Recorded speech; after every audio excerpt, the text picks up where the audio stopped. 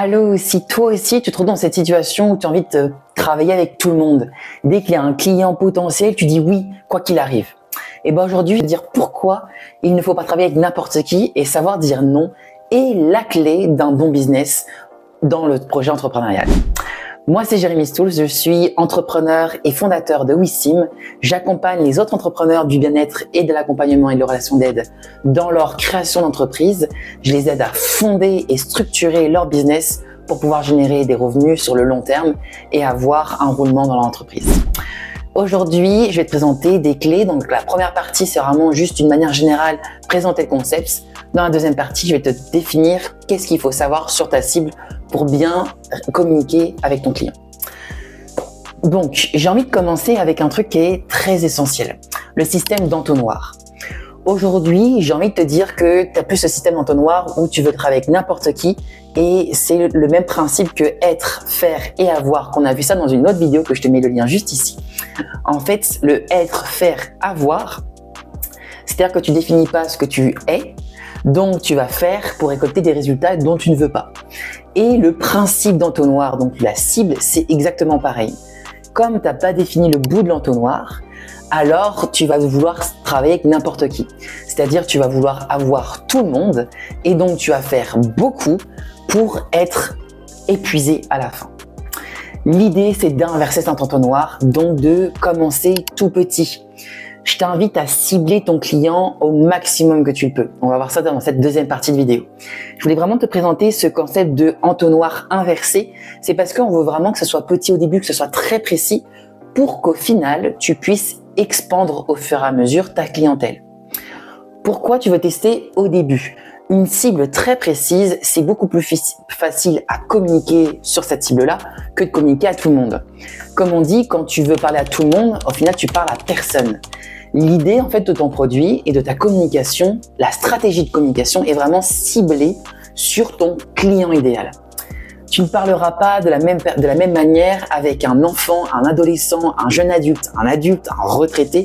Ce sont complètement des visions différentes, c'est une éducation différente, ce sont des valeurs différentes, des mots différents. En fait, on ne pourra pas parler à toutes ces personnes-là. Il va falloir que tu en cibles une partie. C'est pareil si tu veux cibler des hommes, des femmes, dans une tranche d'âge, dans une tranche de revenus. Encore une fois, on va voir ça dans la deuxième partie de la vidéo. Donc, si tu peux cibler une clientèle cible, tu vas pouvoir communiquer efficacement avec cette clientèle. L'idée, c'est de chuchoter à cette personne-là pour qu'on lui parle d'elle. C'est-à-dire que quand tu vas énoncer la solution, les problématiques, les désirs, les besoins, en fait, tu vas énoncer tout ça, mais avec ton client idéal. Comme ça, il va se retrouver dans tes mots et il aura plus facilement l'appétence de venir te rencontrer et venir te voir. Donc ça, c'est la première base à savoir, définir sa cible, définir son entonnoir et élargir, si tu le sens capable, par la suite. On y va étape par étape. La deuxième chose, c'est de savoir dire non. Je comprends qu'il y a sûrement une opportunité avec un client qui est vraiment satisfait, qui a envie de travailler avec toi. C'est tentant de vouloir dire oui. Attention, si cette personne-là veut travailler avec toi, mais que c'est pas ton client idéal, tu peux retrouver dans plusieurs cas des cas plus difficiles. À ce moment-là, les résultats ne sont pas escomptés. Tu as promis des choses avec ton offre, mais les résultats ne sont pas à la promesse et à les attentes de la personne qu'elle avait vue au début. Tu vas te retrouver peut-être épuisé avec ce type de personne parce que ce n'est pas ton client idéal, donc ça va demander beaucoup plus de ressources pour satisfaire cette personne-là. Ça sera peut-être pas d'une bonne recommandation par la suite, ça va peut-être pas témoigner ou parler à d'autres personnes de ta pratique. C'est-à-dire qu'en fait, dire non à une clientèle, dire non à quelqu'un qui n'est pas ton client idéal, c'est de dire oui au client idéal. Et oui, si tu dis oui à tout le monde, au final, tu vas te retrouver surbooké ou tu vas te retrouver avec des énergies différentes et donc tu ne vas pas cibler la personne que tu veux réellement. L'idée dans tout ça, c'est que si tu arrives à identifier ton client qui n'est pas idéal et savoir le dire non à cette personne et le rediriger vers peut-être des confrères, peut-être des collègues qui seront peut-être plus efficaces et qui ont ce client idéal dans leur cible, alors toi, tu vas te permettre de dire oui à la personne que tu veux réellement. Ça, c'est un fondement et j'aimerais vraiment que tu l'impliques dans ta stratégie de cible et de marketing et de communication parce que savoir dire non, c'est savoir dire oui à quelqu'un d'autre. le client idéal, il doit correspondre à plusieurs critères. Il faut que tu définisses déjà son âge. Ben oui, tranche d'âge, c'est-à-dire comme je l'ai dit au tout début, il y a plusieurs transgénérations. C'est-à-dire que si tu définis une âge, tu vas mieux savoir comment communiquer, où communiquer et quoi communiquer. C'est-à-dire que tu vas mieux choisir tes mots, tu vas mieux prendre les bonnes plateformes de réseaux sociaux, de communication, les mails, etc. Tu vas mieux définir les objectifs précis en fonction de cette audience. Et enfin, tu vas savoir dire comment, c'est-à-dire les différentes étapes pour l'année, avoir plus de confiance en toi. Donc, son âge, ses passions, ben oui, s'il est attiré par le football, s'il est attiré par plusieurs sports différents, s'il est attiré par le développement personnel, par l'informatique, tout ça va venir comme dans tes comparaisons. Tu sais, quand tu vas pouvoir communiquer, tu vas utiliser ce système de comparaison pour mieux métaphorer tes images et tes concepts. Petit exemple très rapide, si tu veux par exemple élaborer une métaphore autour de l'informatique et que ton client idéal est fan d'informatique, tu vas pouvoir le connecter directement à sa passion et à ta passion. Fait qu'il va se sentir complètement compris et toi, tu vas pouvoir permettre de mieux faire comprendre ton message à ton audience. C'est clair pour ça? Troisième caractéristique, on est sur la géographie. Si tu as un business en ligne, alors la géographie, ça peut être la France, ça peut être le Canada, ça peut être tous les pays francophones. Si tu es anglophone, c'est aussi cibler les anglophones.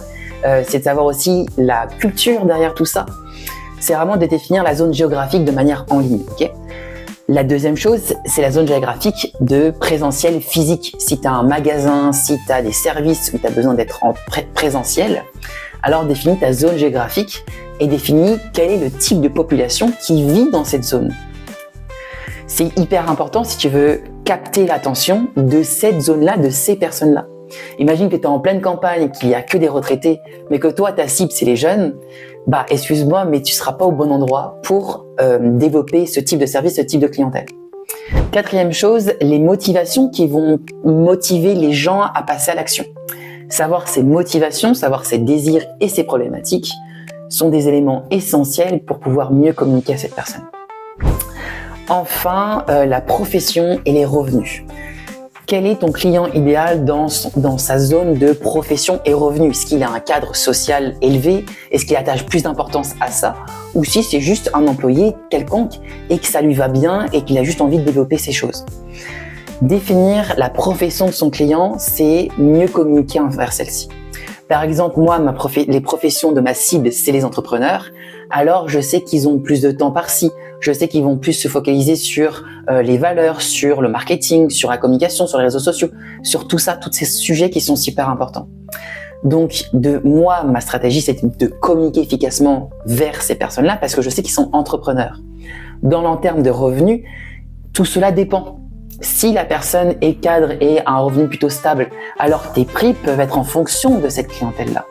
Si en revanche, tu veux cibler les personnes qui sont de nombreuses familles, qui sont plutôt dans la pauvreté, qui ont déjà des difficultés à relier les deux bouts, bah alors si tu mets des prix complètement élevés, que tu cibles ce type de client, bah excuse-moi, mais c'est complètement en décalé.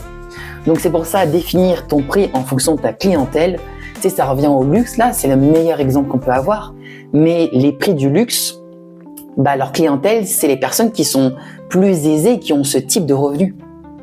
Donc leur communication est tournée autour de ce type de contenu et autour de ce type de profession. Donc voilà, c'est vraiment hyper important de savoir la profession, les revenus, la zone géographique, la passion, les motivations de ton client et enfin l'âge et aussi le genre, si homme, femme, adulte, enfant, retraité, voilà. Définis tout ça. Une fois que tu as établi une liste complète de tout ça, tu vas pouvoir mieux à même de comprendre les désirs de ton client, les besoins de ton client et la problématique liée à ton client. Voilà, j'espère que cette vidéo t'aura plu, qu'elle t'a permis de comprendre l'essentiel de définir une bonne cible pour pouvoir donner confiance et pouvoir atteindre ton client idéal. Si cette vidéo t'a plu, je t'invite à liker, à t'abonner, à mettre la petite cloche pour recevoir les autres notifications des prochaines vidéos qui vont suivre. Je t'invite aussi en commentaire à me parler de toi, la manière comment tu peux parler à ton client idéal sur peut-être les objectifs, peut-être les conditions Et si tu veux aller plus loin, j'ai créé un PDF qui se trouve dans la description. On parle de trouver l'équilibre entre sa vie pro et sa vie perso. Pour moi, je trouve que c'est un sujet qui est très pertinent dans le domaine entrepreneurial parce qu'en général, il faut lier les deux bouts. On a notre temps à gérer, on est tout seul à le faire et ça peut être surchargé. Je t'invite à regarder ce document. Il a écrit des 6 conseils qui sont pour moi favorables et clés pour pouvoir trouver son équilibre entre sa vie pro et sa vie perso. Je te souhaite le plus beau des conseils, la plus belle des relations avec ton entreprise et avec les gens que tu vas rencontrer autour de toi. Je te souhaite de rencontrer des bonnes personnes, des bons clients et je suis sûr que les ressources sont en toi pour développer ton activité. C'était tout pour moi. Passe une très belle journée. Je te souhaite le meilleur. Bye bye.